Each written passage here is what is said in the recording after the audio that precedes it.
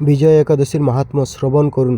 স্কন্দ পুরাণে এই একাদশী মাহাত্ম্য এইভাবে বর্ণিত রয়েছে। মহারাজ যুধিষ্ঠির শ্রীকৃষ্ণকে বলিলেন, হে বাসুদেব, ফাল্গুন মাসের কৃষ্ণপক্ষের একাদশীর মাহাত্ম্য অনুগ্রহে আমাকে বলুন। শ্রীকৃষ্ণ বললেন, হে যুধিষ্ঠির, এই একাদশী বিজয়া নামে পরিচিত। এই একাদশী সম্পর্কে একসময় দেবর্ষি নারদ শম্ভু ব্রহ্মাকে জিজ্ঞাসা করেছিলেন। তিনি এই প্রসঙ্গে যা বলেছিলেন তা আমি এখন তোমাকে বলছি।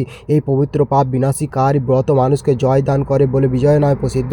পুরকালে শ্রী রামচন্দ্র 14 বছরের জন্য বনে গিয়েছিলেন। সীতা ও লক্ষ্মণের সঙ্গে তিনি পঞ্চবটি বনে বাস করতেন।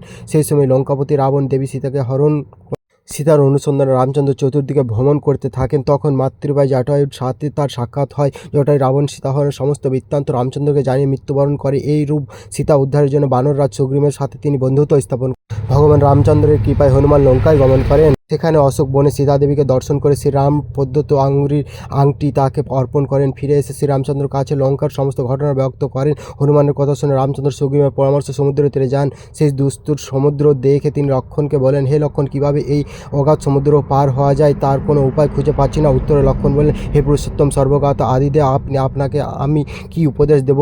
তবে বক্ষ দল্লাভ নামে এক মুনি এই দ্বীপে বাস করেন। এখান থেকে 4 মাইল দূরে তার আশ্রম। হে রাঘব, আপনি সেই প্রাচীন ঋষি শিষ্টকে এর উপায় জিজ্ঞাসা করুন। লক্ষ্মণের মনোরম কথা শুনে তারা সেই মহামুনির আশ্রমে উপনীত হলেন। ভগবান রামচন্দ্র ভক্তরাজ সেই মুনিকে প্রণাম করলেন। মুনিবর রামচন্দ্রকে পুরাণ পুরুষ বলে জানতে পারলেন।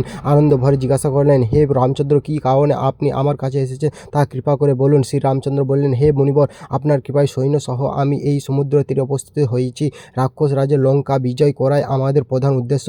যাতে এই ভয়ঙ্কর সমুদ্র উত্তীর্ণ হতে পারি তার উপায় জানাবার জন্য আমরা আপনার কৃপা প্রার্থনা করি। মুনিবর প্রসন্ন চিত্তে পদ্মলোচন ভগবান শ্রী রামচন্দ্রকে বললেন, হে রাম, আপনার অভীষ্ট সিদ্ধির জন্য যে শ্রেষ্ঠ ব্রত করণীয় আমি তা বলছি। ফাল্গুন মাসের কৃষ্ণপক্ষের বিজয় নামক একাদশীর ব্রত পালনে আপনি নিশ্চয় সৈন্যসহ সমুদ্র পার হতে পারবেন। এই ব্রতের বিধি শ্রবণ করুন। বিজয় লাভের জন্য দশমীর দিন সোনা, রূপা, তামা অথবা মাটির কলস সংগ্রহ করে তাতে জল ও আমপাতা দিয়ে সুগন্ধি চন্দনে সাজিয়ে তার ওপর সোনা নারায়ণ মূর্তি স্থাপন করবেন।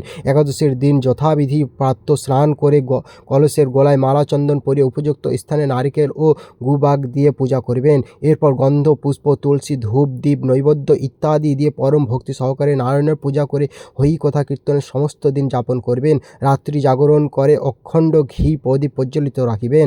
দ্বাদশীর দিন সূর্যোদয়ের পর সেই কলস বিসর্জনের জন্য কোন নদী, সরোবর বা জলাশয়ের কাছে গিয়ে বিধি অনুসারে পূজা নিবেদনের পরে তা বিসর্জন দেবেন। তারপর ওই মূর্তি বেদজ্ঞ ব্রাহ্মণকে দান করবেন।